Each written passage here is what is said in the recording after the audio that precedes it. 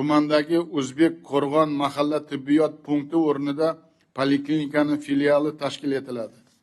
Umuman tumandagi 23 ta mahalla va 17 ta oilaviy shifokor punktlari, 4 ta oilaviy poliklinika faoliyatini maqbullashtiriladi.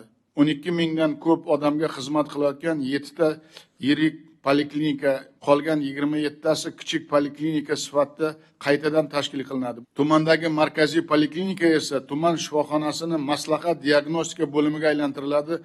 Barcha tor soha mutaxassislari shu yerda ishlaydi. Bu poliklinikalarda oilaviy shifokorning bazaviy oyligi $500 bo'ladi. Hamshiraninki $300 bo'ladi.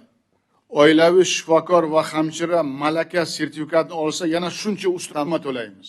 Agar ular mahallada yurib odamlarni qarindoshi o'zini jigaridek ko'rsa, surunkali kasali borlarga kuniga yarim soatdan vaqt ajratsa, ularni ovqatlanishini, dorisini to'g'rilab, jismoniy faolligini oshirib, kasallik bilan yashash va uni boshqarishga o'rgatsa, onkologik, diabet, insult, infarkt kabi kasalliklarni erta aniqlab, og'ir asoratlarini oldini olsa, bularning hisobiga tez yordam va statsionarga murojaatni qisqartirsa, shifokorga yana $500, hamshiraga esa qo'shimcha $300 berish, o'ylaymanki, bu ham adolatdan bo'ladi. Bir so'z bilan aytganda, oilaviy shifokor $1,5 ming, hamshira esa $600-800 oylik oladigan tizim qilamiz.